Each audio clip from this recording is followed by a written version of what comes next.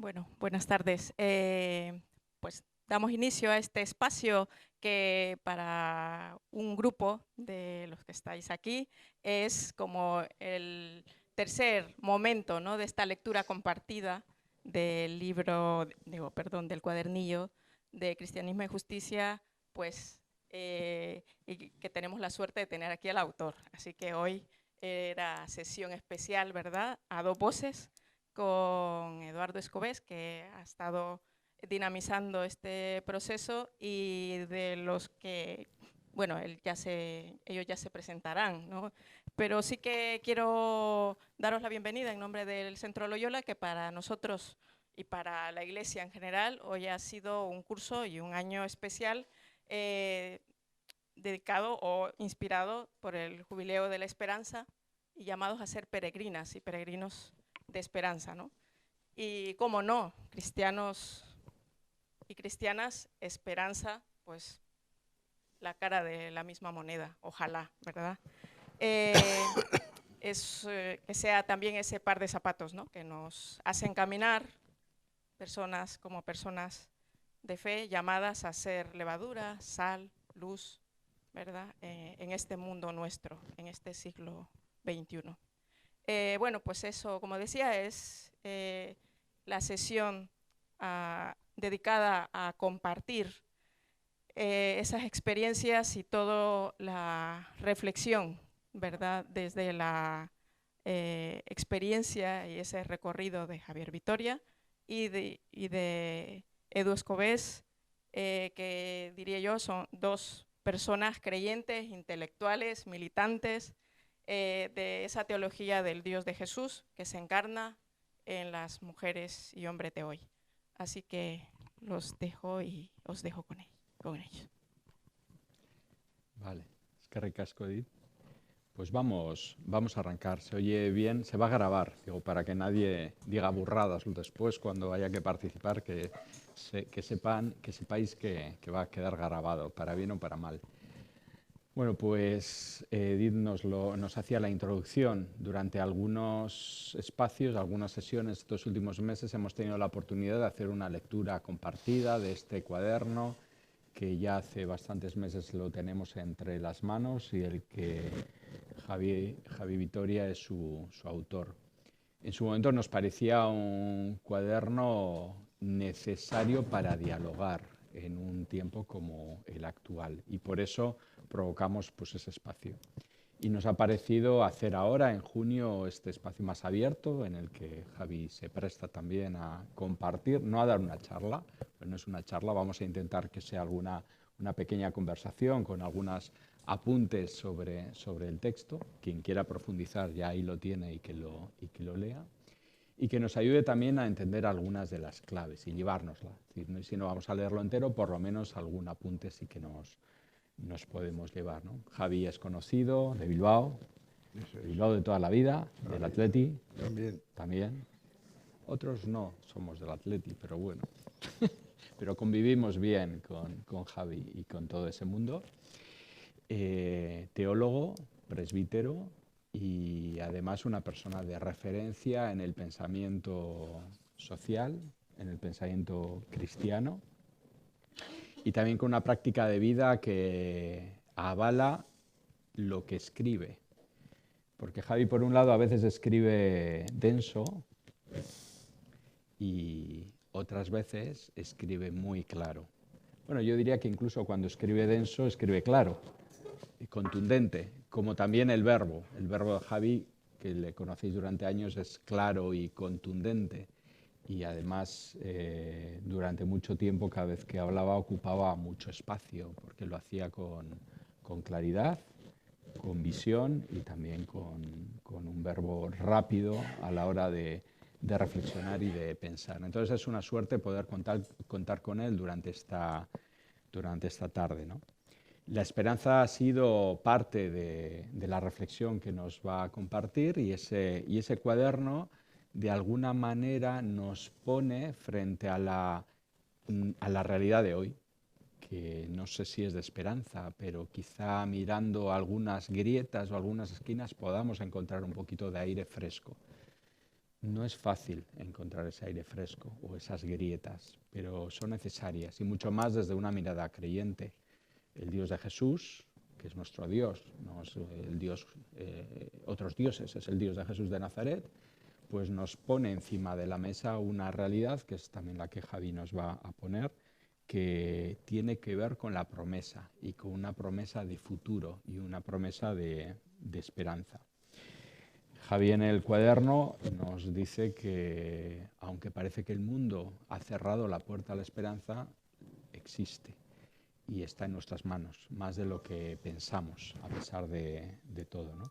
Vamos a intentar hablar de ello con él durante este rato y vamos a recogerlo también desde una de las expresiones que Javi utiliza habitualmente y además que recoge de otras personas que le han precedido en muchas de estas reflexiones, que es hablar de los crucificados y las crucificadas de la historia, tal y como se nos presentan desde la realidad más real. También yo recuerdo, sueles apelar a Jon Sobrino, y ahora mismo ya casi en otro momento de la vida, ya en Santa Tecla, ya al lado de San Salvador, ya en un momento ya de ir saliendo, ir despidiéndose, que nos deja muchas cosas, ¿no? Y un apunte que Javi suele recordar es la realidad más real, ¿no? Aquella que Jon Sobrino también solía y suele apelar en sus textos, ¿no? Y hay una cita que pones en el cuaderno que alguna gente ha recuperado, que es: nuestra esperanza no depende de los datos de la realidad, es la realidad la que depende de nuestra esperanza. Parece un juego de palabras, pero cuando lo leemos 2, 3, 4 veces, parece que nos está diciendo algo en lo personal, pero también en lo eclesial y en lo social y en lo político, a todos los niveles, ¿no? Esa cita, ¿no? Entonces, bueno, Javi, si te parece, arrancamos. Y yo te he compartido algunas preguntas. Esto no es que esté preparado, pero está un poco preparado, solo un poco, ¿no? Yo sí le he compartido algunas de las preguntas que me parecían interesantes, ¿no? O importantes a partir de la lectura, ¿no? Hay una primera que tiene que ver con el porqué y el para qué de este cuaderno. Hace varios meses, hablando de él, Javi me confiesa: yo de esto de la teología y de la teología de la esperanza, si no es mi tema, yo no he escrito de esto habitualmente, pero van y a esta gente se les ocurre llamarme desde Barcelona y me dicen: oye, escribe algo sobre esto, ¿no? Y me dices: bueno, yo lo que he puesto es todo lo que sé. Bueno, está bien, porque algunos de tus libros tienen sus 200, 300 páginas, ¿no? Este es bastante más cortito, ¿no? Pero claro, alguien diría: bueno, de algo que dices yo no sé, no es algo que lo he trabajado, te sacas un documento completo, porque si lo hemos leído nos encontramos un documento que es realmente completo, ¿no? Entonces, una de las primeras cosas que te quería comentar tiene que ver con esto, es decir, cómo de algo en lo que tú dices que no te mueves habitualmente, realmente al final sacas algo que merece la pena leer.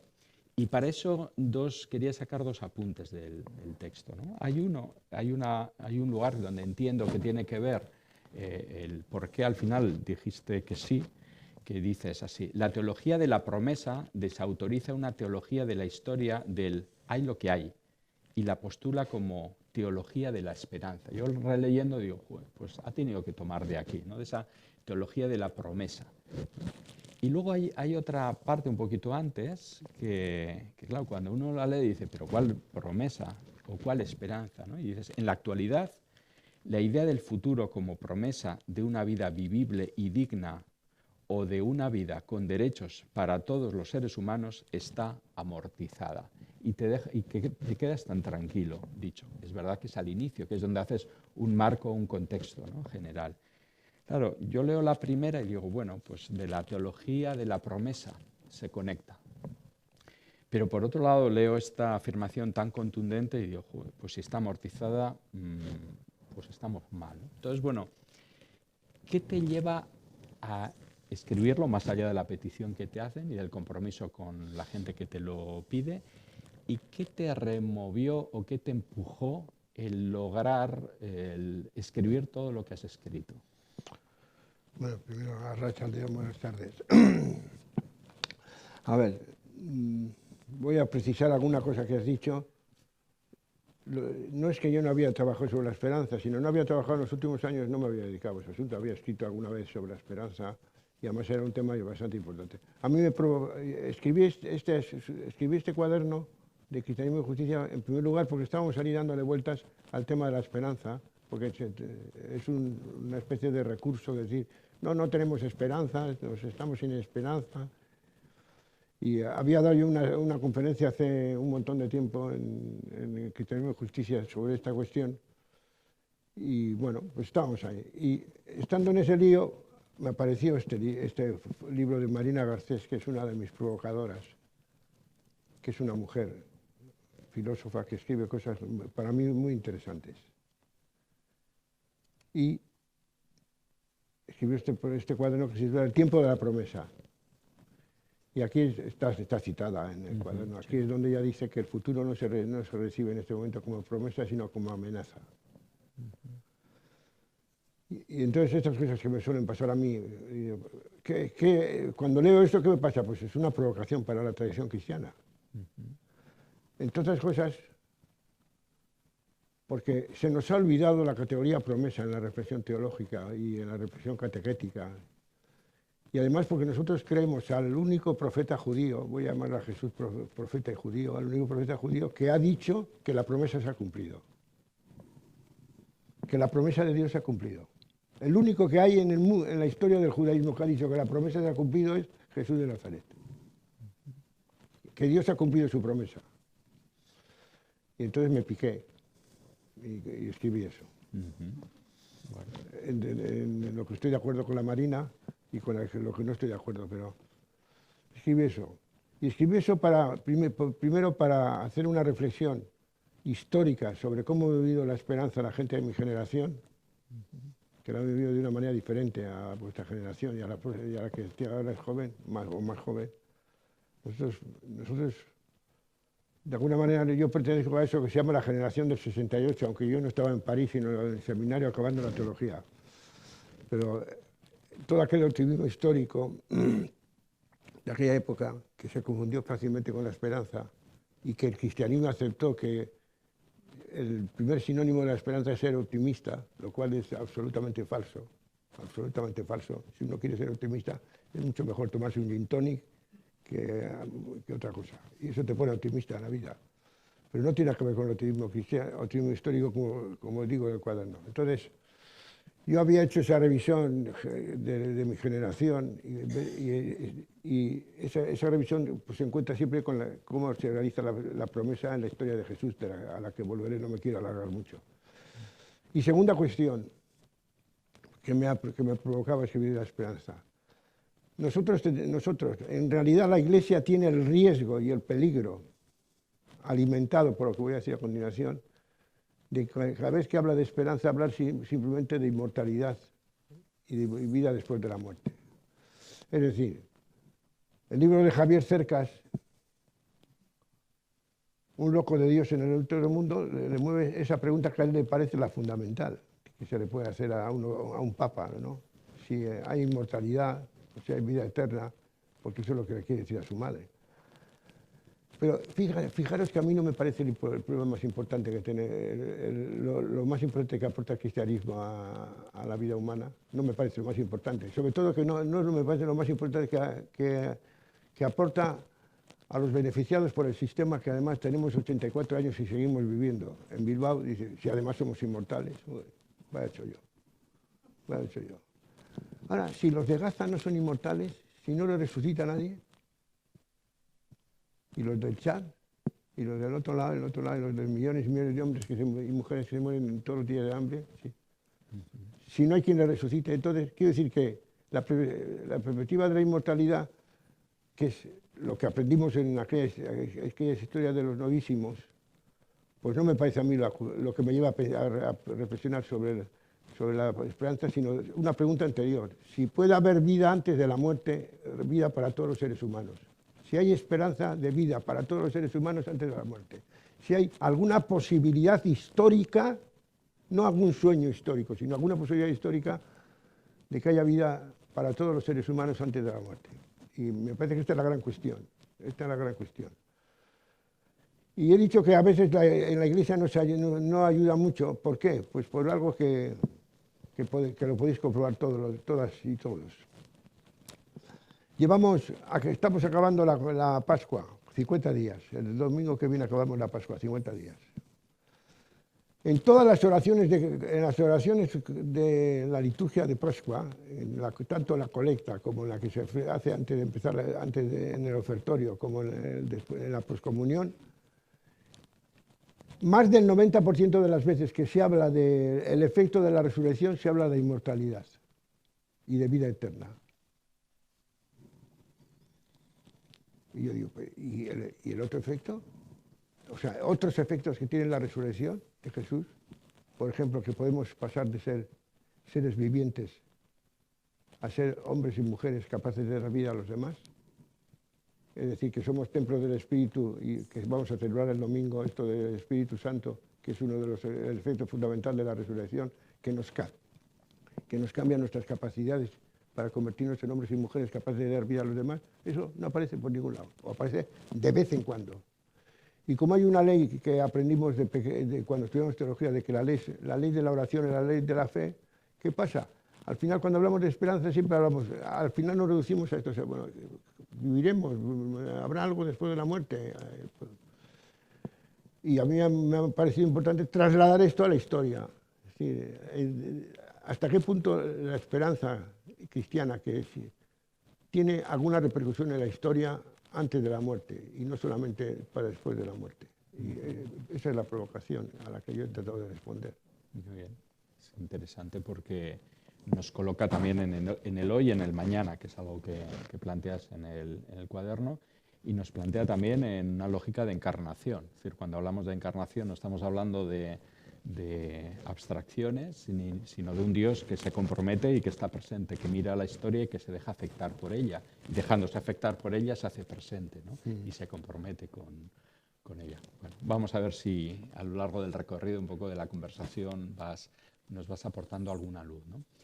Yo hay lo habitual en la lectura es empezar en el inicio y acabar en el final. No siempre, pero bueno, en este caso también. Pero sí me parecía interesante hacer este arranque con una pregunta del final y no del principio, por esto de ser un poco más heterodoxo, lo cual suele estar a veces bien, ¿no? Yo he de reconocerte que después de leer, bueno, y tomar notas, lo tengo muy apuntado, subrayado, llego hasta al final y en el último párrafo me quedo clavado. Digo, ostras, de esto va esta historia, ¿no? Al final dices, ni la promesa de Dios ni la esperanza están en crisis. Está en crisis el sujeto que ha sido convocado para ser su portador. 2 puntos, la Iglesia. Claro, después de 20 y tantas páginas, acabar con esto, cuando tenemos que mirarnos como Iglesia también, y qué tipo de Iglesia es esta en el siglo XXI, por lo menos en nuestro entorno, en nuestro ámbito, en nuestro mundo de Europa, lo lees y dices, todo lo demás está muy bien, pero ya con solo esta frase me vale el cuadernillo entero. Porque te he de confesar que en los últimos años, cuando se habla de Iglesia, se genera una cierta incomodidad. Yo he asistido en los últimos tiempos a eventos, congresos, espacios donde se hablaba de transmisión de la fe, donde se hablaba de hablar como creyente a los niños, niñas, jóvenes, de la necesidad de, en lo personal, contar a quienes me rodean que soy creyente, que creo en Dios, y además se hace mucho énfasis en eso. La transmisión de la fe tiene que ver con que tú, hombre, tú, mujer creyente, te atrevas a decir públicamente que eres creyente, pues a tu hermano. Mi hermano, por ejemplo, no es creyente, entonces decirle, ¿no te has dado cuenta de lo que te estás perdiendo? Mi hermano no se pierde nada en la vida, pero bueno, a mí me dicen, ¿no? Como creyente tienes que decirlo, ¿no? O a otras personas, oye, os estáis perdiendo algo importantísimo, ¿no? Yo no digo que esté mal, pero he de reconocer que me chirría en muchas ocasiones, porque el énfasis se pone en mi responsabilidad personal, en que yo me tengo que atrever a salir a la calle con el banderín de ser creyente, o de ser creyente en el Dios de Jesús, de ser cristiano, de ser parte de la Iglesia Católica, pero poco énfasis se pone en todos los congresos sobre evangelización, sobre primero llamado a la fe, sobre primera llamada, sobre primer anuncio, en esto que tú señalas aquí, oye, que igual no va tanto de que tú te atrevas en tus espacios de amistad con tu hermano, en tu trabajo, decir, oye, mientras tomas el café, les cuentas las bondades de la iglesia o de la religión o de ser creyente, igual va más de, oye, es que el cacharro que hemos montado, que se llama iglesia, es el que no va. No tanto la esperanza y no tanto el Dios de Jesús, ¿no? Entonces, claro, yo leo esto y te lo lanzo. Es decir, para mí con esto ya, como te decía antes, casi es suficiente, ¿no? Es una afirmación la que haces tan clara, tan directa, tan explícita, que me gustaría que avanzaras un poco sobre ella, sabiendo que estamos en un contexto de nuevo papado, no sabemos, León XIV, del papado de Francisco, que ha supuesto lo que ha supuesto, para bien, también con tensiones, con dificultades. ¿Qué lectura puedes hacer desde esta afirmación tan contundente de que es la Iglesia, es el sujeto que ha sido convocado para ser su portador, el que está en crisis? No es ni la promesa de Dios ni la esperanza.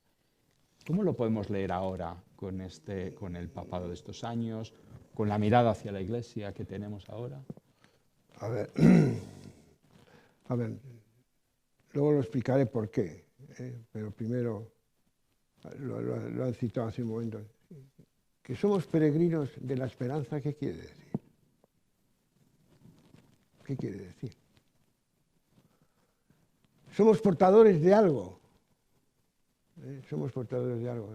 La verdad es que eso acaba ahí porque el cristianismo y justicia te exige unas páginas determinadas, pero igual, si hubiera metido ahí, igual me da las 300 páginas. Pero vamos a ver. Primero, tengo que decir que hemos perdido muchísimos años. En mi opinión, ya sé que lo que voy a decir es crítico, hemos perdido muchísimos años, en mi opinión, en los que, en lugar de sentirnos portadores de una esperanza, nos hemos sentido portadores de una moral. Y sobre lo que se ha debatido es sobre la moral de la vida, fundamentalmente, ¿no? Y hemos perdido muchos años, ¿por qué? Porque en el mismo momento que nosotros lo que ofrecíamos era, la Iglesia en general, la Iglesia, a lo que se le empujaba a la Iglesia, a lo que había que defender a la Iglesia, era una nueva moral, en ese mismo momento se estaban perdiendo todas las esperanzas históricas. Y por tanto se estaba pasando de aquel optimismo del final de los 60 pues al escepticismo en el que estamos, ¿no? y al sentido apocalíptico que muchas veces tenemos de que esto está mal y muy mal y que va a ir a peor, ¿no? Y por lo tanto, cuando esta sociedad ha necesitado más una voz que le dijera que había posibilidades nuevas de construcción de una sociedad democrática, integral, etcétera, etcétera, etcétera, nosotros hablamos de moral. Y la batalla la teníamos planteada en los valores morales. La Iglesia no es ninguna portadora de valores morales, sino que es portadora de una esperanza. ¿Y por qué es portadora de una esperanza? Porque de lo que Jesús habló es de que el Padre había cumplido la promesa. Y lo que entregó a sus discípulos es esa tradición. Es decir, Jesús dejó primero a su familia y en segundo lugar a Juan el Bautista y montó el chiringo por su cuenta, como diríamos aquí, porque su experiencia de Dios y su experiencia religiosa le llevó a pensar que no había que ser buenos para que Dios cumpliera su promesa, que era la obsesión de Juan el Bautista, sino que Dios había cumplido su promesa y por lo tanto podíamos ser buenos. Y eso es radicalmente lo diferente lo uno del otro. No es lo mismo que tenemos que ser buenos para que Dios nos ame, que porque Dios nos ama tenemos que ser buenos. No es lo mismo. Pero nosotros hemos estado en el otro esquema, siempre metidos en el otro esquema. Y por lo tanto, en lugar de recibir la tradición de Jesús, lo que hizo de Jesús, lo que Él era, lo que Él fue, que era esa experiencia de que Dios ha cumplido su promesa y por lo tanto tiene una buena noticia que anunciar y el reino ha llegado. Convertidos y creer en la buena noticia. O lo que dice Jesús en el Evangelio de San Lucas en Nazaret, cuando lee a Isaías y dice, Esto se ha cumplido hoy. O sea, el año de gracia se ha cumplido, y ahora que estamos en esto de los peregrinos de la esperanza, del año santo, etc., y que recurrimos siempre a la tradición de Israel, de que pues cada 25 años había que liberar a los esclavos y tal. Pero nosotros ya no vivimos en esa etapa de la historia. Nosotros vivimos una etapa de la historia donde Dios ha posibilitado lo que los seres humanos no hemos sido capaces de hacer sin Dios. Y por lo tanto, eso es lo que se nos ha entregado para estar en el mundo. Y eso es, la tradición es una manera de estar en la realidad, y la manera como, el modo de estar en la realidad en el mundo que tiene la Iglesia, tiene que ser la misma que Jesús. Es decir, y tiene que nacer de una experiencia semejante a la de Jesús. Es decir, y por lo tanto, si nosotros creemos realmente que el reino ha llegado. Es decir, nos configura interiormente en la Iglesia la experiencia de que el reino ha llegado, o dicho con otros lenguajes. Lo que configura a la Iglesia a los miembros de la Iglesia es creer que hay posibilidades inéditas de fraternidad en este mundo, que ya hay posibilidades inéditas de fraternidad en este mundo. No solamente que le convendría mucho a este mundo que hubiera fraternidad, o que le convendría mucho a este mundo que hubiera paz, o que le convendría mucho a este mundo que haya justicia, o que le convendría mucho a este mundo que haya, pues que no haya hambre. No, no, sino que hay posibilidades en la historia inéditas de justicia, de paz, de libertad, de pan y de comida para los hombres, a los seres humanos. Hay posibilidades inéditas. ¿Por qué? Porque esas posibilidades inéditas están garantizadas por la promesa que Dios ha cumplido, o dicho en otro lenguaje. ¿Por qué? Por el Espíritu que ha sido derramado en la creación y en el corazón de cada ser humano. Y por lo tanto hay posibilidades de un mundo nuevo y de corazones humanos nuevos. Esa convicción nos hace estar de un modo determinado en la historia y en el mundo. Eso, si nos configura, nos sitúa de una manera determinada. Y eso es lo que nos entregó Jesús. Y la palabra entregar viene de una palabra latina que es tradere, y tradere está en la raíz de la palabra tradición. Nosotros seguimos la tradición de Jesús en la medida en que estamos configurados por esa experiencia. Pero yo tengo mis dudas de que esa sea la experiencia fundante de la experiencia cristiana y de la realidad cristiana en la que vivimos, ¿no? Que en este mundo hay posibilidades inéditas hay posibilidades divinas, inéditas de realización humana, que sería otra fórmula mía. Posibilidades inéditas de realización divinas, posibilidades divinas, inéditas de realización humana. Y esto es ¿qué es lo que hace esto? Pues que cuando uno tiene 84 años y no puede parar. Sí, no puedes decir, va, esto no funciona, me voy para casa. No puede ser. Estás ya condenado. Claro, porque entonces uno se niega a sí mismo, niega el núcleo fundamental de su experiencia. Lo que hace que uno sea cristiano y no budista. Es decir, y dice, ¿qué? La tradición de Jesús. ¿Pero cuál es la tradición de Jesús? Que el reino ha llegado. Esta mirada a la Iglesia y esta mirada desde otro lado, tú has venido trabajando y cultivando y hablando durante muchos años.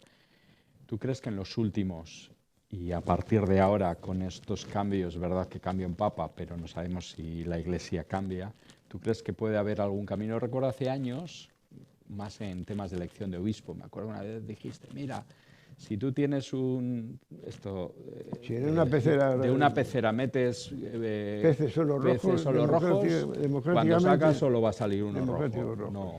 Pues, pero bueno, a veces de repente cambia el pez. Cambia el color, ¿no? ¿Tú crees que algo ha habido, en algo se ha avanzado en estos últimos años, desde la década anterior, el periodo Francisco y este nuevo periodo? Digo, por hablar también de la actualidad. Hombre, yo creo, a ver, no voy a hacer aquí, yo no me siento muy capaz de eso, pero yo creo que hemos avanzado en algunas cosas, y en algunas cosas importantes. por ejemplo, en el tema de la sinodalidad, que me parece a mí el acontecimiento más importante de la Iglesia después del Vaticano II. O sea, eso que te pregunten, que te pregunten, que te pregunten, y que, con dificultades, pero te escuchen, pues es un acto, me parece a mí, muy importante. Pero, vamos a ver, entonces, hemos avanzado, yo creo que hemos avanzado en muchas cosas, pero nosotros tenemos una dificultad, yo creo que lo digo ahí también por ahí, ¿no? Evidentemente, la esperanza es una manera de estar en la realidad, pero esa manera de estar en la realidad tiene consecuencias morales. O sea, nosotros no tenemos de entrada una moral, pero sí tenemos efectos morales a eso que decimos de que vivimos en la esperanza. Porque, ¿para quiénes tenemos que ser esperanza? ¿Para quién? Para los que no tienen esperanza histórica. Si somos portadores de una esperanza, no es para nosotros mismos. No es para nosotros mismos. Y a veces nosotros, nuestro problema, el que tenemos es el problema de la credibilidad de nuestra esperanza. ¿Por qué? Porque no somos consecuentes con esa experiencia de que Dios ha cumplido su promesa, ¿no? Por eso hablo yo ahí de unas cuantas revoluciones que tendríamos que hacer.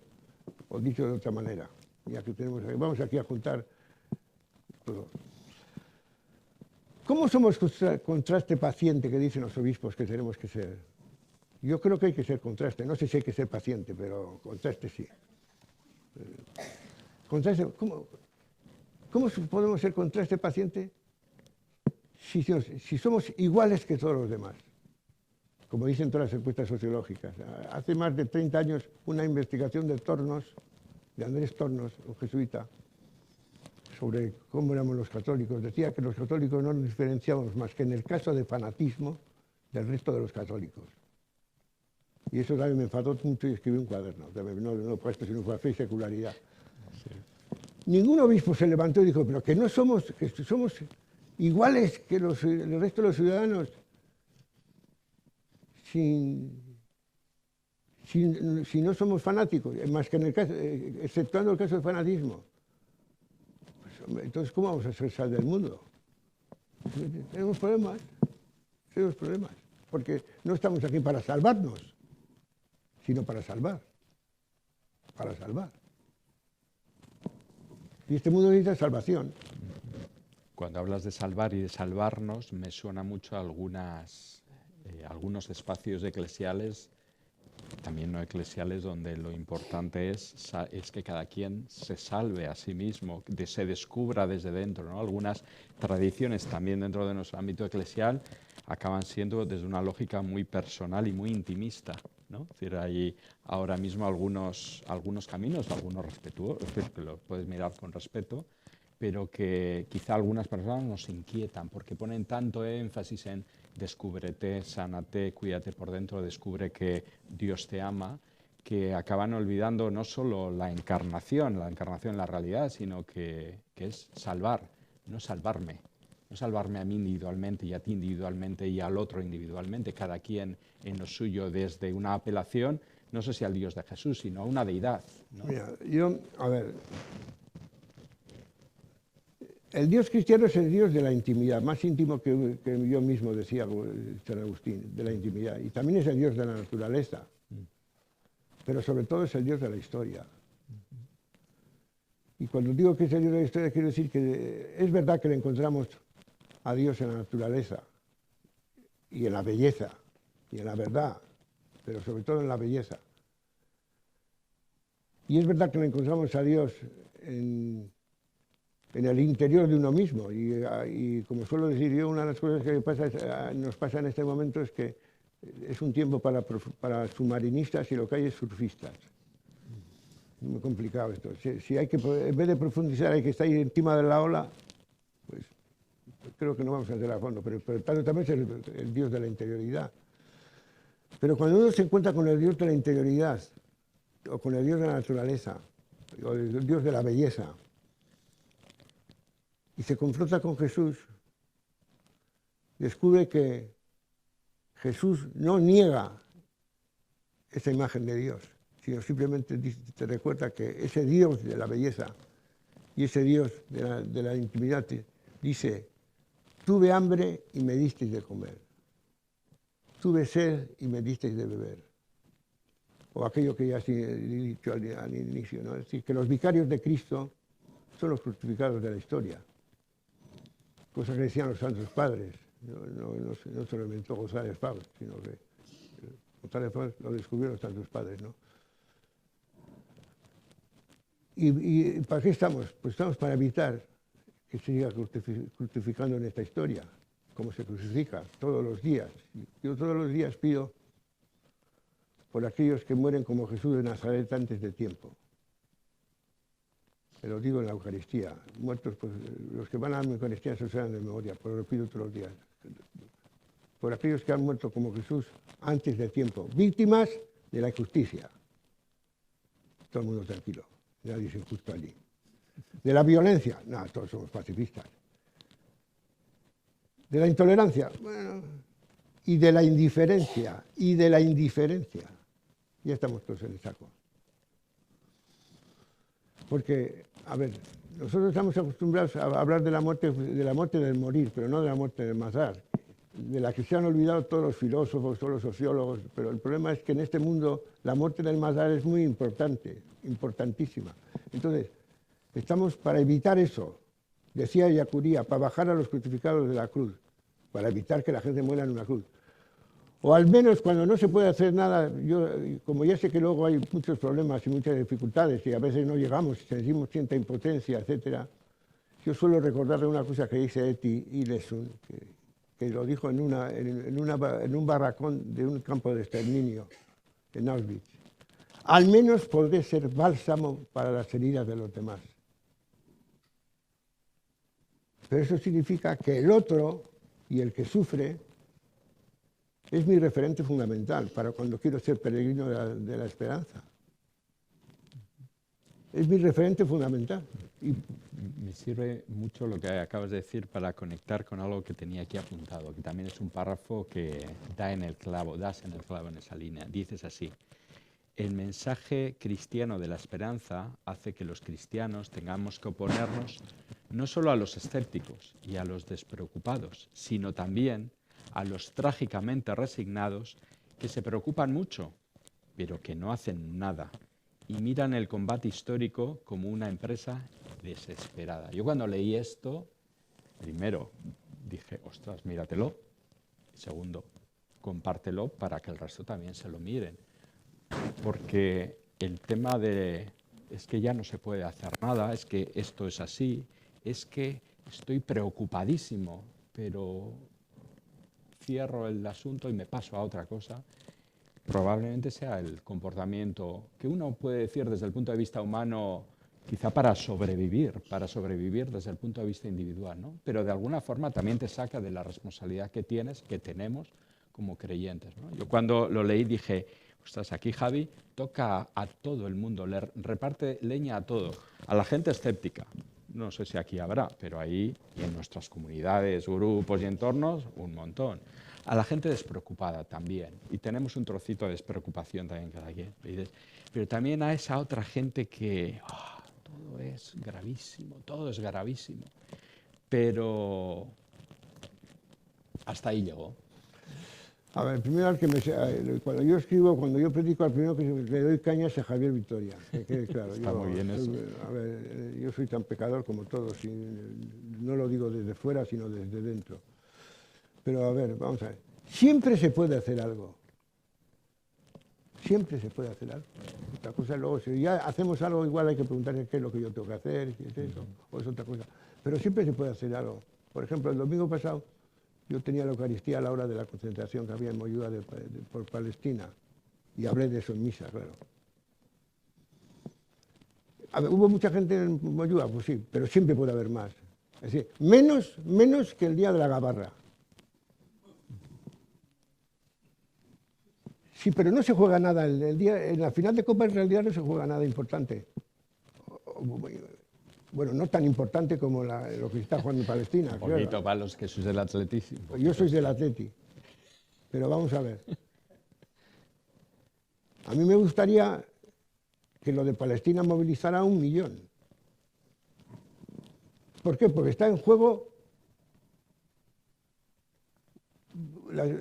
¿cómo se llama esto? Claro, se me olvidan las palabras. Está en juego una masacre increíble, Genocidio. un genocidio, entre juego, televisado. O sea, la crueldad nos llega por televisión. Y entonces, ¿qué nos pasa? Quita la tele que no puedo soportar aquí en este sofá viendo este asunto. Y digo, me gustaría, 1 millón no, porque igual no somos 1 millón de cristianos, pero me gustaría que los cristianos se sintieran movilizados por este asunto. Que nos sintiéramos movilizados por este asunto y otros millones de asuntos que hay en el Evangelio, que hay en este mundo. Porque la carga es ligera y el peso es soportable cuando seguimos a Jesús desde esa convicción de que el Espíritu nos acompaña, ¿no? Para mí, ya sé que siempre estamos en déficit en esto y ya sé que por eso hay que pedir perdón y que somos pecadores, pero somos pecadores en serio, no en bromas. Y ya sé que nos pasa como que eso es una de mis últimas, luego cuento por qué. Una de mis últimas preocupaciones o vueltas a mi cabeza, a mi cabecita, es el tema de la oración de Jesús en el huerto, ¿no? Va a rezar al huerto y se le duermen los apóstoles, los amigos suyos duermen todos allí. Y les dice, va allí, los despierta y dice, orad, vigilar y orar para no caer en la tentación. Y entonces yo inmediatamente, por esta cabeza mía tan complicada, me viene las interpretaciones de cuando yo era adolescente, que explicaban la oración de Jesús en el huerto y aquello, Dios mío, que pasa de mí este cáliz. ¿Y en qué consistía eso? Pues lo que hacía Jesús era sufrir porque estaba viendo mis pecados, evidentemente contra la sexualidad, en el huerto de los olivos. Nunca me dijeron que lo que había que velar y para no caer en la tentación es para no caer en la tentación de la desesperanza, de la pérdida de fe, de la caridad, sino en otras cosas. O sea, apuntábamos muy directamente, pero a otra diana, que no tenía nada que ver con lo que estaba pasando en el huerto de los olivos. Porque ¿qué es lo que le pasaba a Jesús? Pues que la crisis de su fe y de su esperanza le hacía sudar sangre. ¿Por qué? Porque estaba en la noche oscura de alguien que no era un místico como San Juan de la Cruz, ¿eh? No tenía, que sepamos, no tenía esos arrebatos. ¿Y qué estaba en juego? Pues estaba en juego aquello que había configurado su vida. Y que por lo tanto dice San Marcos que Jesús murió diciendo, Dios mío, ¿por qué me has abandonado? Dios mío, ya sé que el salmo original luego da gracias porque ha sido salvado, pero claro, por eso el salmista lo escribió porque fue salvado, pero Jesús no fue salvado. Jesús murió y luego resucitó, pero ya no está para escrituras. Pero claro, esto, Dios mío, ¿por qué me has abandonado? A mí me gusta mucho Moltmann, que tiene un libro sobre la esperanza y un capítulo en ese libro importantísimo sobre la promesa, que quede claro, que también que conozco. Dice, bueno, a lo que iba, Moltmann dice que la muerte de Jesús, ese Dios mío, ¿por qué me has abandonado? Podría traducirse de esta manera, Dios mío, ¿por qué te has abandonado? Y yo la aplico. En Gaza, Dios mío, ¿por qué te has abandonado? ¿Por qué permites? ¿Por qué no intervienes? ¿Cómo es posible que no intervengas si decimos todos los días en misa que es todopoderoso y eterno? ¿Cuándo vamos a decir Dios es, bueno, yo digo siempre misericordioso, pero ¿cuándo vamos a formular a Dios de esta manera? Dios impotente, no todopoderoso. Dios es impotente, se ha hecho impotente en la historia. Se ha hecho impotente. ¿Por qué? Porque ha decidido que la construcción de su promesa, la posibilidad de la construcción de su promesa es de Él, pero la construcción de la promesa de esa posibilidad es nuestra. ¿Y de quién se ha reunido? Pues de gente como nosotros y nosotras. Del pueblo expreso y municipal, que digo yo. De catástrofes. Me lleva a recordar algunas partes de tu texto que dices, nuestra colaboración le resulta indispensable para enjugar lágrimas, mitigar sufrimientos y hacer realidad ese mundo nuevo, que es la morada de Dios, con los seres humanos. Pero más adelante dices, el plan divino de salvación necesita de nuestro concurso, pues Dios no ha previsto que pueda ser realizado al margen de nuestra libertad, ¿no? Claro. A ver, esas cosas que yo suelo decir en misa, y que al principio cuando llego a un sitio, pues la gente se pone nerviosa. Yo, como llevo ya 28 años en la parroquia de El Salvador, nadie se alterra. Yo suelo decir, si yo no doy de comer al hambriento, no le da de comer ni Dios. Ni Dios. No le da. Nosotros somos los brazos largos de Dios. No de los obispos, sino de Dios. Que no es lo mismo. Que no es lo mismo. Para eso nos ha dado el Espíritu, para eso ha creado posibilidades inéditas en la historia, para que nosotros convirtamos en realidad aquello que es viable de esa posibilidad histórica. Porque todo no es viable. No, me estará llamando algún ángel de la guarda. En eso me conecta también, más adelante dices, los cristianos de nuestras sociedades europeas, ciudadanos y ciudadanas beneficiadas de un orden mundial al servicio de la muerte, del matar, necesitamos convertirnos, necesitamos cambiar nuestro corazón para cambiar nuestras prácticas y viceversa. Y de hecho hay en algunos momentos del texto apuntas a ti como ciudadano europeo, a quienes estamos aquí, ciudadanos de Europa. Voy a quitar eso. Mira a ver alguien que te está llamando. Ya se aburrió. Ya se ha aburrido, ya lo ha dejado. Entonces me parece también, un poco en relación a lo que estás diciendo, apuntas en el texto a ti, a quienes estamos aquí, a quienes vivimos en este entorno. Y de hecho hay en alguno de los apartados una mirada un tanto, no sé si pesimista, pero sí apesadumbrada, es decir, no sé si tendremos remedio los cristianos y cristianas de este mundo europeo que vivimos como vivimos y miramos como miramos. No sé por dónde rascar ahí para quienes estamos y vamos a continuar en esto. La Iglesia es muy grande y hay muy distintas situaciones, ¿no? Pero los cristianos europeos tenemos que convertirnos, en mi opinión. ¿Y por qué tenemos que convertirnos? Lo primero que tenemos que hacer para convertirnos es reconocer que somos unos privilegiados. Que somos los privilegiados de un sistema injusto. Es decir, ya sé que aquí también hay pobreza, pero me refiero a aquella gente que estamos fuera de la pobreza. Hay que reconocer eso. Que somos unos privilegiados y que por lo tanto, y segundo, que nuestro modelo de vida, el de los privilegiados, no es universalizable. Todo el mundo no puede vivir como nosotros. Esto explotaría. El gobierno vasco supongo que lo hace todos los años, pero de vez en cuando suele hacer una información de cómo es el consumo que tenemos los vascos. Y el informe del gobierno vasco dice que para que todo el mundo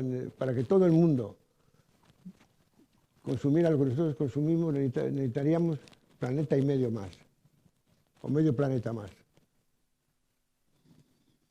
Eso se publica todos los años. ¿Y qué hacemos? Impasible el ademán. Yo hago poco, pero por lo menos me cabreo o me indigno. O sea, digo, no puede ser, no puede, o sea, es decir, de esto hay que hablar. No sé, ese dato es un dato muy importante, porque no es sostenible. Hoy he visto en la tele lo que contamina un crucero. A continuación han puesto anuncios de cruceros.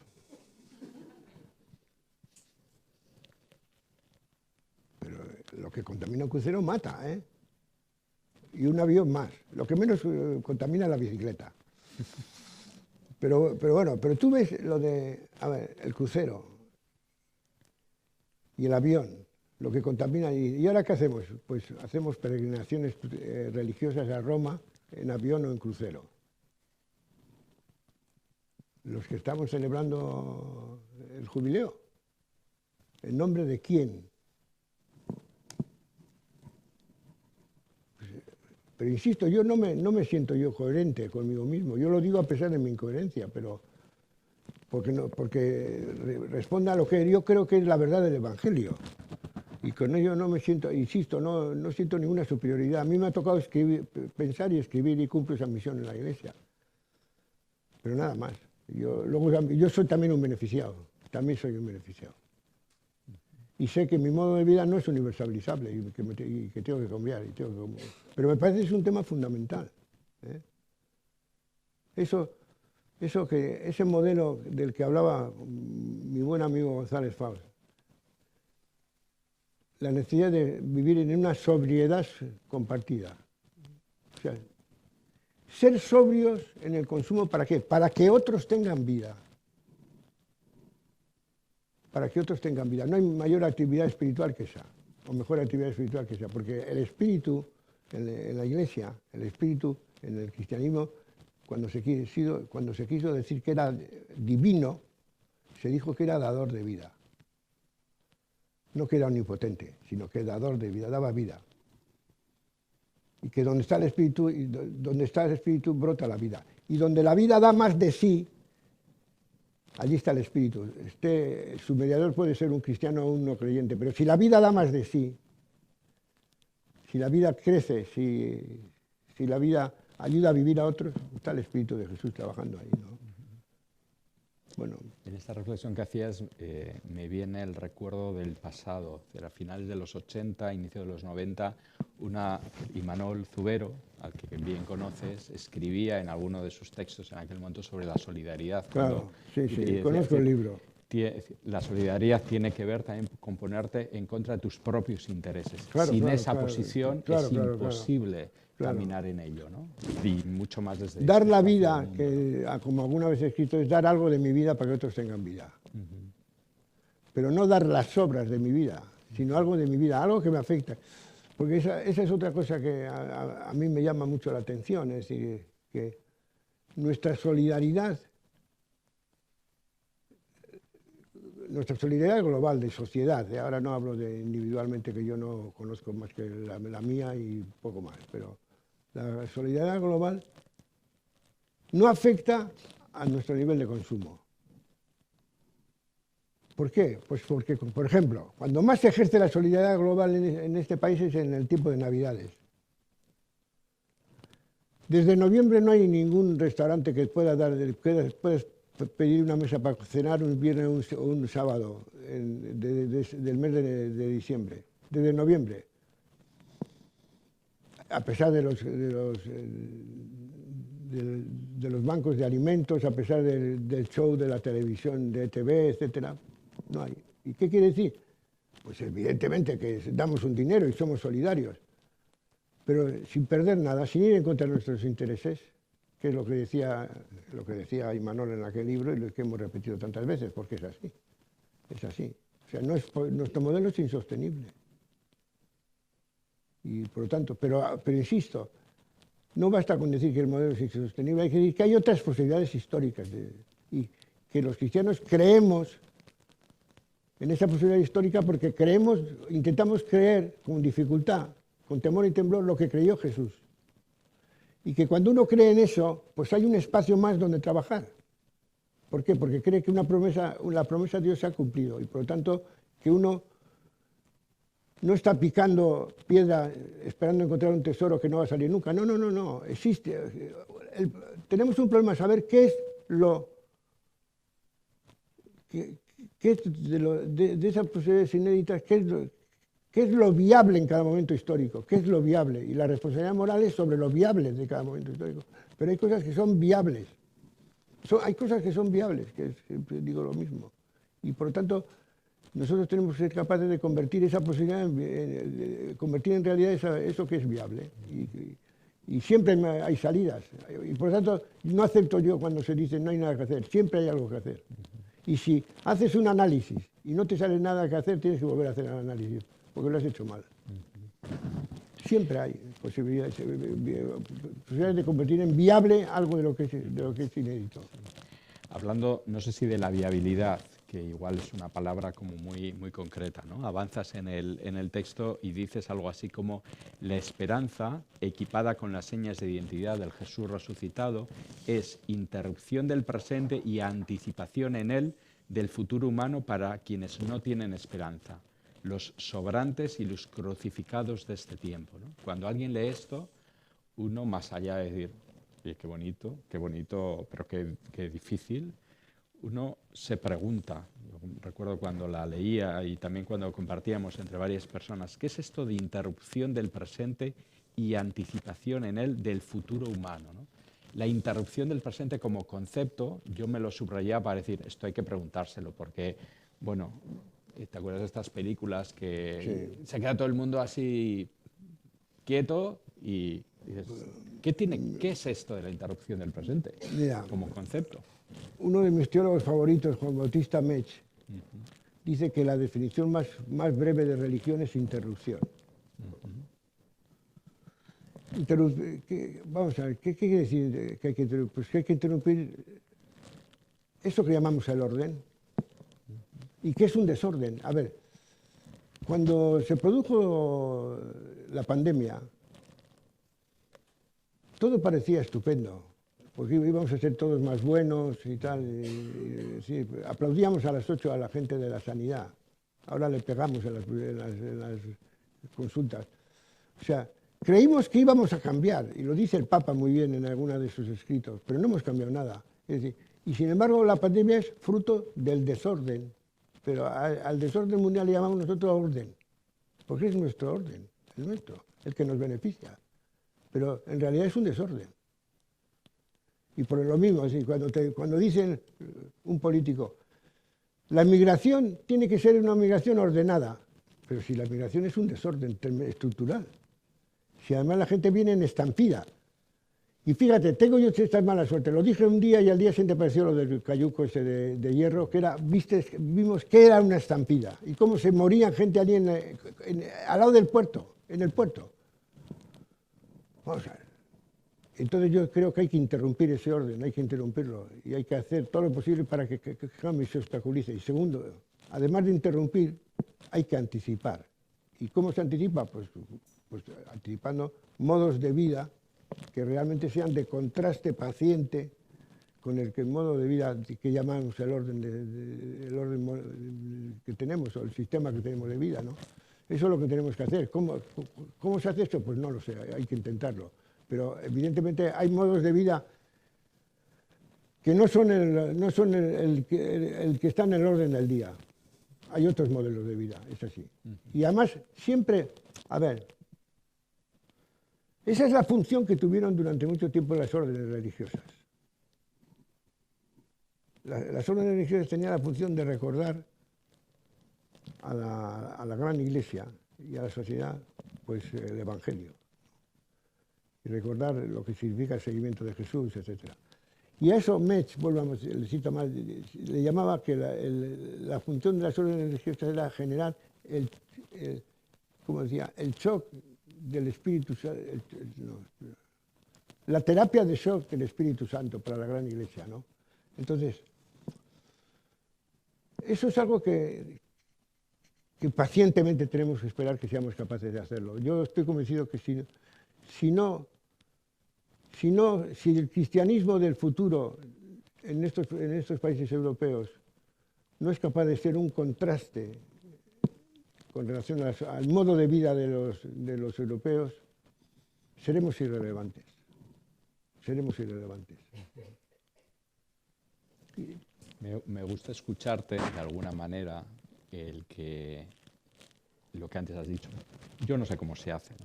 Recuerdo hace años, conversando y escuchándote, me acuerdo que te definiste como una especie de intelectual orgánico. Sí. En referencia a Gramsci, que acuñaba ese término, ¿no? El pensador del comunismo europeo, ¿no? Es decir, bueno, la categoría de intelectual orgánico, ¿no? Es decir, que al final dices, bueno, no estoy en las alturas, tampoco, antes tú mismo lo has dicho, no estoy en remangado, es decir, viviendo realidades de dureza, vivo de manera acomodada, pero mi función, también antes lo has dicho, dentro de la Iglesia es escribir, leer y decir, ¿no? Me reconforta también, porque también con ese papel que a veces no está demasiado bien valorado, ¿no? Ese intelectual orgánico que permite poner foco, poner luz, ¿no? A veces recordamos personajes, antes has hecho referencia a Ellacuría. Bueno, pues Ellacuría no era más que un intelectual orgánico, ¿no? Ellacuría no estaba en las champas del área metropolitana de San Salvador, de la Chacla, Santa Tecla, de Soyapango, no estaba ahí, estaba en la universidad. Pero ponía esa luz, ponía ese foco, ¿no? Es decir, a mí me reconforta también el saber la necesidad de quienes, desde una posición de intelectual orgánico, hombres y mujeres que escriben, que leen y que piensan, que nos ayudan a poner luz y hacernos esa pregunta sin respuesta. Es decir, porque no nos regalan respuestas, sino que nos ponen la pregunta para que sigamos mirando colectivamente, ¿no? Comunitariamente, ¿no? A ver, por un lado, hay otra gente que sabe más que yo de esto, porque eso, es decir, se dedican más a la militancia, a la que hacer, ¿no? A mí me parece que uno intenta pensar y reflexionar y escribir para acompañar a esa gente, porque hace falta ese acompañamiento, ¿no? Y luego hay otra cosa que me parece, vamos a ver, yo no he sido nunca un intelectual puro, porque yo soy un activista. Todavía soy, a pesar de mi edad, un activista, pero bueno, pero he sido un activista al que la actividad le planteaba muchas preguntas y ya he tenido que buscar respuestas, ¿no? Es decir, a ver, lo voy a formular de manera más eclesiástica posible. Yo soy fundamentalmente cura. Bueno, primero soy bautizado, pero bueno, ya entrando más allá del bautismo, yo soy un cura que por razones pastorales estudió teología. Yo no he tenido curiosidades intelectuales, pocas, pero he tenido preguntas punzantes a las que no se podía dar respuesta con las fórmulas de siempre. Y sobre todo, lo he dicho al principio, si Marina Garcés de repente habla del tiempo de la promesa para decir que hay que urgir a vivir un tiempo de la promesa y lo hace desde el ateísmo militante, yo reacciono. Me alegro mucho, la cito, pero digo, no, hay que meter aquí la cuchara. Es decir, hay palabra desde la... uno no se puede esconder ante esas... Hay algo que decir desde la Iglesia sobre ese asunto, o desde la tradición cristiana. No hay que tener complejos de inferioridad en este asunto. Tenemos discursos, podemos tener discursos y lenguaje, podemos dialogar. Podemos decir que es importante el Dios del que hablamos, entre otras cosas, porque si no, incluso los que no tienen, el Dios del que hablamos, este es para mí un asunto importantísimo.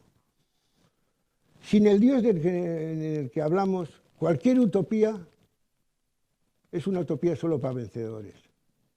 Solo para vencedores. ¿Por qué? Porque cualquier utopía camina por la historia donde hay cadáveres, que diría Benjamín, y cualquier utopía es la prolongación de una historia donde hay un montón de gente que ha muerto antes de tiempo, víctimas del sistema y de la lucha, y si queremos, pero entonces una utopía que no es capaz de recuperar a los vencidos, y lo que ofrece el cristianismo, ¿qué ofrece? Un Dios que recupera a los vencidos, porque, y ahora vuelvo al tema de la resurrección. La pregunta sobre la resurrección en la Biblia no aparece como aparece en el Antiguo Testamento, no aparece como aparece en el Nuevo Testamento. En el Nuevo Testamento, y en la tradición posterior al Nuevo Testamento, se habla de inmortalidad porque lo que diferencia a los seres humanos de los divinos es la inmortalidad. Y por lo tanto, cuando se habla de divinización, de lo que se está diciendo es que lo que deseamos los seres humanos es ser inmortales como Dios. En todo lo demás los dioses eran como nosotros, iban a cazar, bueno, digo como los varones sobre todo.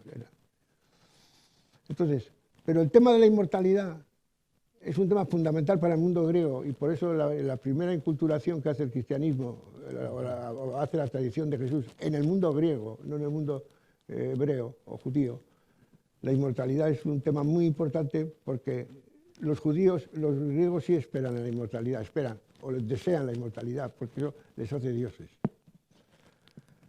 Pero en el Antiguo Testamento el tema de la resurrección aparece ¿cuándo? Cuando el rey mata a los macabeos. Y lo mata justamente porque son testigos de Yahvé. Y por lo tanto no solamente es el sufrimiento del inocente, como en el libro de Job, que es un libro donde las cosas quedan empatadas, sino que en los macabeos no solamente es que sufre un inocente, sino sufre por serlo, por serlo. ¿Por qué? Porque por ser fiel a Yahvé. Y Yahvé no interviene. Y por lo tanto, entonces aparece por primera vez la revelación de que Dios resucita a los muertos, que son a las víctimas de la injusticia y a los mártires, vamos a decir, a los mártires del judaísmo. Ese es el primer anuncio de la resurrección en la Biblia, ¿no? Entonces, eso luego se le aplica a Jesús, que es un mártir, claro. No es simplemente, Jesús no murió en una cama como un buen burgués, como vamos a morir nosotros, o casi todos nosotros y nosotras. A Jesús lo mataron. Jesús no murió, lo mataron. Que no es lo mismo. Que no es lo mismo. Es decir, lo mataron antes de tiempo. Murió de la muerte del matar. Y por lo tanto, cuando el Nuevo Testamento dice que Jesús ha resucitado, lo que está diciendo es que ha resucitado un crucificado. Un crucificado.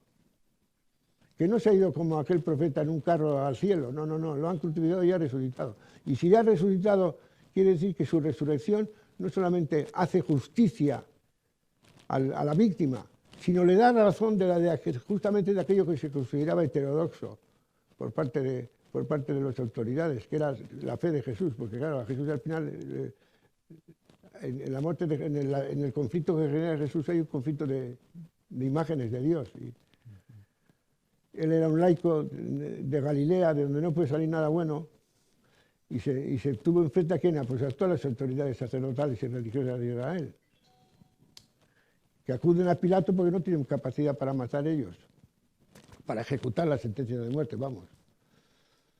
Bueno, pues ese es el primer acercamiento al tema de la resurrección en la tradición judeo-cristiana, ¿no? Que a nosotros a veces se nos olvida, y eso tiene que ver un poquito también con lo que decía yo de Gaza. Claro. Nosotros no hemos podido evitar, los seres humanos no hemos podido evitar ese genocidio, como no supimos evitar el Auschwitz. Y en ese caso, ¿qué es lo que dice la tradición cristiana? Pues en ese caso Dios lo saca de la muerte para hacer justicia. Vamos a ir acabando con algunos últimos apuntes que tengo y luego abrimos el espacio si alguien quiere decir, ¿no? Haces una cita, haces una referencia a Ernst Bloch y dices, en la esperanza no solo tenemos algo que beber, sino tenemos algo que cocinar. Esta distinción entre beber y cocinar, que leyendo el texto más o menos te queda clara, ¿me la puedes explicar con un poquito más de detalle? Esto para los que tenemos juventud acumulada me van a entender muy bien. Cuando yo era chaval, en mi casa se decía, fulana, saca el saltaparapetos. Y era un coñac de estos malísimo, que se llamaba saltaparapetos porque por lo visto en la guerra, para saltar el parapeto se tomaba ese coñac. Así era, saltaparapetos, o alcohol para legionarios, que diría a otra gente, ¿no? A ver, la esperanza evidentemente es una energía y una inspiración y una fuerza interior, no tengo duda, pero no es para saltar un parapeto, sino para cocinar. Para cocinar ese mundo del que hablamos de justicia, de fraternidad, etcétera, ¿no? No para tirarse para adelante como un loco, como un insensato. Es decir, Jesús no fue un kamikaze, y creo que lo digo también por ahí. También, sí, sí. No, y sin embargo fue a Jerusalén, cuando todos le aconsejamos que no fuera, pero no era un kamikaze. Entonces, digo eso, por eso digo, porque a veces, la esperanza es una bebida energética, pero de la energía del espíritu, pero es una bebida energética que te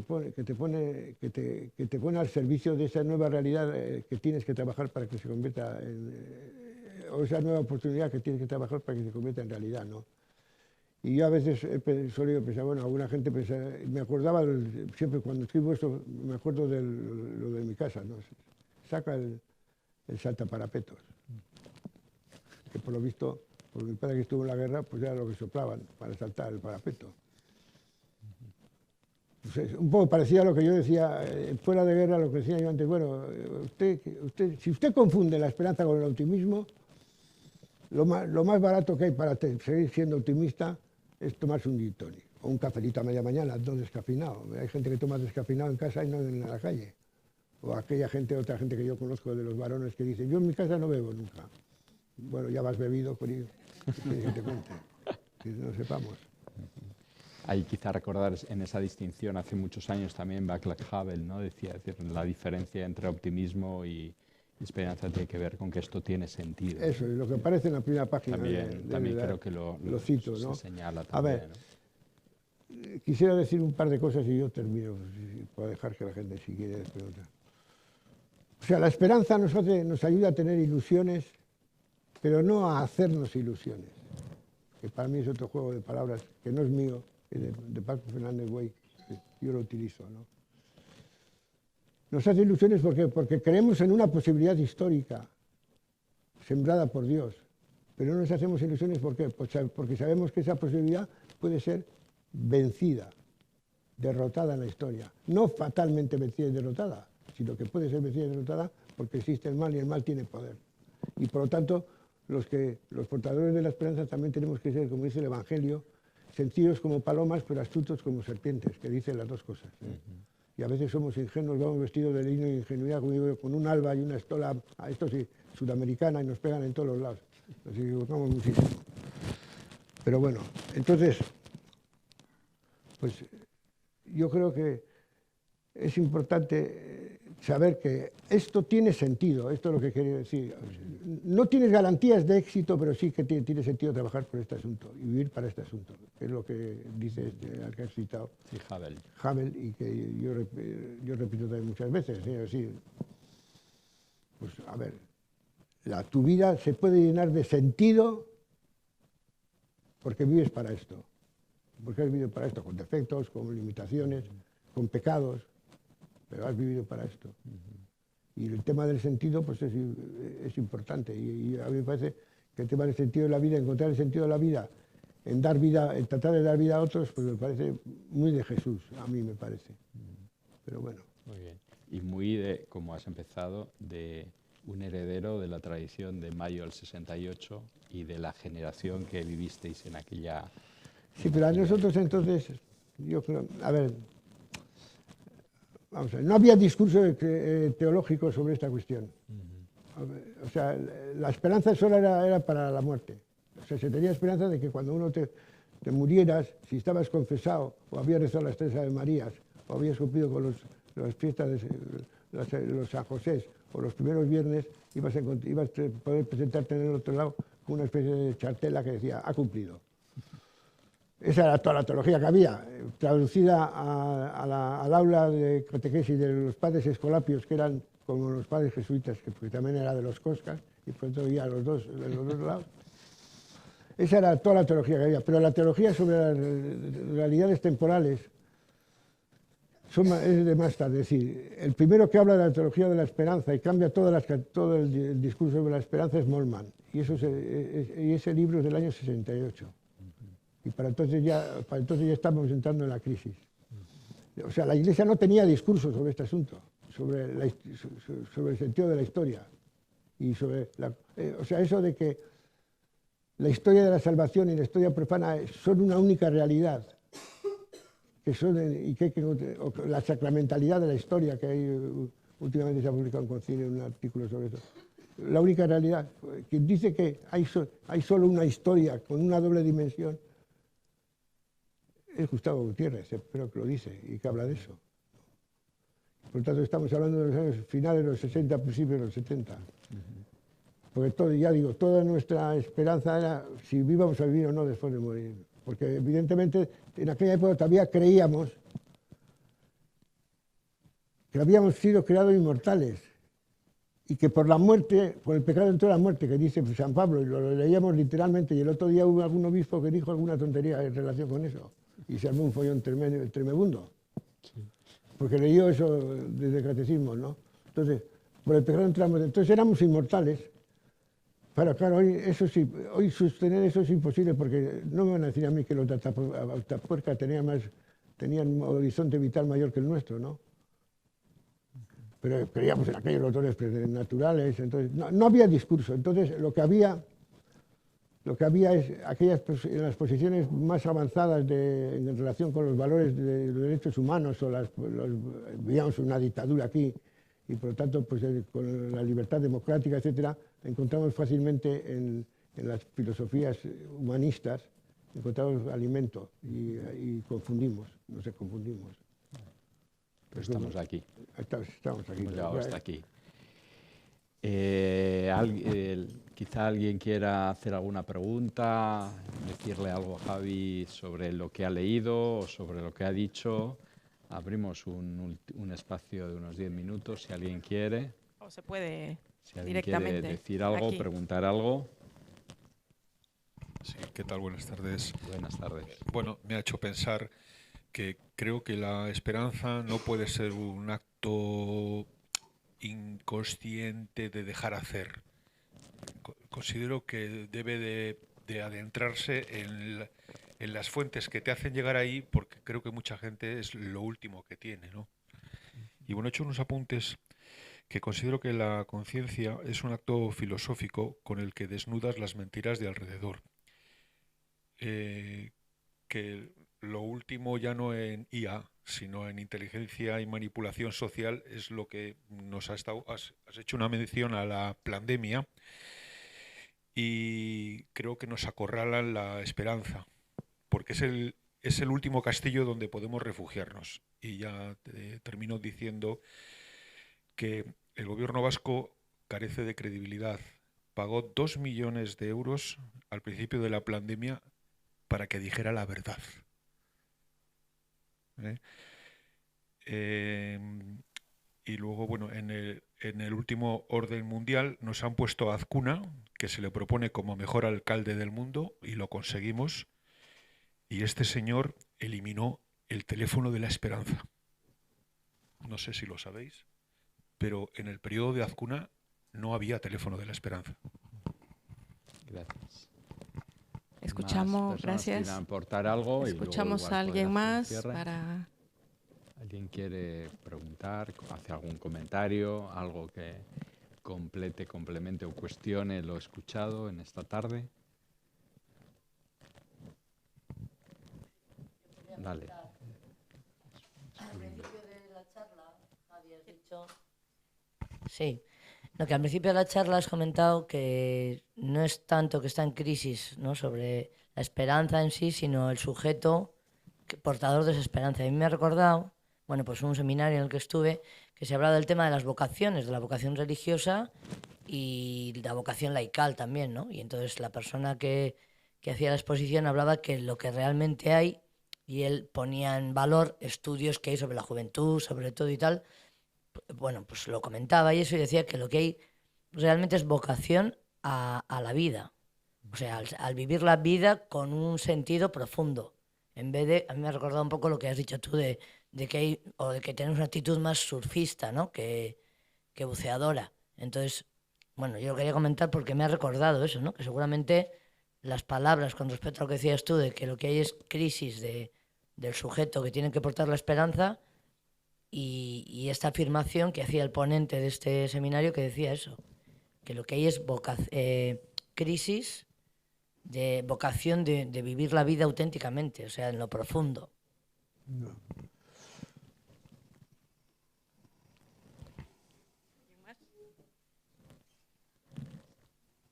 ¿Había algún comentario? No, a ver, no voy a entrar en valoraciones, pues no soy yo quien para eso, ¿no? A ver, cuando hablo de que la crisis es el sujeto, insisto en algo que lo he dicho ya varias veces, en ese sujeto me incluyo, no estoy fuera del sujeto, ¿no? O sea, me incluyo porque llevo 58 años de cura, si no me equivoco, 57, más el seminario. Lo que quiero decir es que, vamos a ver, cuando escribí eso no había aparecido también lo de Peregrino de la Esperanza de este asunto que tenemos ahora, ¿no? O sea, lo que quiero decir es que somos portadores de algo que es muy importante, me parece, no solo para nosotros, sino también para la historia humana, y es una aportación que tenemos que ofrecer a la historia humana y a los seres, sobre todo a los seres humanos, lo único que les queda es la esperanza, que es cuando están con el agua al cuello. Pero nuestras vidas deben tratar de acomodarse a eso que queremos ofrecer. O sea, no es un problema puramente de buenos sentimientos, sino también de tomarse en serio los valores del Evangelio, ¿no? Eso de olvidarse de uno mismo, dar la vida por los demás, todo eso. Traducir eso en el tema de, pues, por ejemplo, pues cuando el Papa, ya que me has citado antes, cuando el Papa lucha contra el clericalismo, ¿por qué lucha contra el clericalismo? Pues lucha contra el clericalismo porque es difícil ser portador de una esperanza con una iglesia gobernada por varones que pertenecen a un estado clerical que domina y donde lo que funciona es el poder. Luego podrás decir lo que quieras, pero todo el mundo se asoma y dice, pues eso es una estructura de poder, ¿no? O lo mismo, el tema de la mujer en la iglesia, o, bueno, una serie de cuestiones que hay, el tema del consumismo, el tema de la comunión, el tema del trato con la naturaleza, etcétera. Pues a mí me parece que son realidades con las que uno se tiene que enfrentar. Pero probablemente lo decisivo es que tomemos conciencia de que somos portadores de una esperanza y que por lo tanto lo que hemos recibido de Jesús es justamente eso, una tradición para estar en el mundo siendo portadores de una esperanza. Eso que hemos recibido de Jesús. Que luego yo lo traduzco en otros lenguajes pastorales más sencillos, ¿no? Estamos aquí para salvar y no para salvarnos, que ya estamos salvados por Dios. O sea, no hay deudas, con Dios no tenemos deudas ya, ninguna. No hay que pedirle a ningún santo ni a ninguna virgen que nos interceda ante Dios. Estamos enchufados con el Endacari, totalmente enchufados, totalmente enchufados.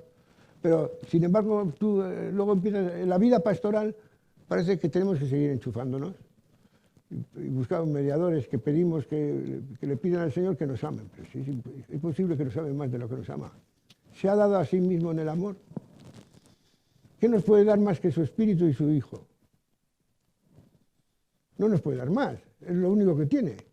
Es el mismo, pero seguimos pidiendo. Y nos lo ha dado no porque somos buenos, sino para que lo seamos. Insisto en esto. Para cambiarnos el corazón. Para que seamos hijos de Dios, además de pecadores. O hijas de Dios, además de pecadoras. Bueno, pero a veces esto no nos lo creemos. El problema es que no nos configura internamente. Para mí esta es la cuestión. Pero seguiremos con esto. Y aún así hay esperanza, pues si no, claro, pero hay esperanza, pero vamos a ver, pero existe la esperanza porque Jesús tuvo esa esperanza y segundo, su resurrección confirma que era verdad lo que decía, que el reino había llegado. Porque la resurrección de Jesús no solamente resuelve el problema de un crucificado, sino de las causas por las que aquel Señor fue crucificado. Y esas causas tienen que ver con la llegada del reino. Porque él quería que... A ver, a Jesús le pasaban cosas tan curiosas como la siguiente. Él creía que lo que hacía lo hacía en nombre del Espíritu de Yahvé y que era el reino que había venido. Y los que sabían de esto, los teólogos de la época decían que lo hacía en nombre de Belcebú. O sea, los que sabían, los sacerdotes y los que gobernaban la iglesia Israel, que era una sociedad teocrática, creían que le acusaban de hacerlo en nombre de Belcebú, del antidios. Es que el debate nadie negaba que Jesús hacía milagros, sino ¿qué sentido tenían sus milagros? ¿Qué sentido tenían? ¿Eran de Dios o eran de Belcebú? Pues lo crucificaron porque decían que era de Belcebú. Y los que le crucificaron no era gente que tenía mala intención, ¿no? Gente que era muy retorcida, no, era gente normal. Oraban todos los días, litúrgicamente cumplían con los preceptos de la ley, etcétera, pero no fueron capaces de abrirse a la gracia de Dios y a la misericordia de Dios. Bueno, Pues son ya 8:30. Gracias a quienes habéis escuchado, gracias a Javi también por esta hora y media que nos ha aportado luz y sobre todo preguntas e inquietudes, que en parte tiene que ver con esto también, la búsqueda del bueno y el cómo, ¿no? Sabemos el para qué, sabemos con quién, pero a veces el cómo es lo que necesitamos quienes nos hagan preguntas, las preguntas buenas, para poder seguir caminando. Y el día que no nos hagamos preguntas, o estamos bajo tierra, o vivimos como si estuviésemos bajo tierra. Hay que procurar no neurotizarse con las preguntas. También eso. Hay que procurar, porque a veces se obsesiona a la gente, se acaba comiendo el coco. Les damos un aplauso, ¿no? Gracias.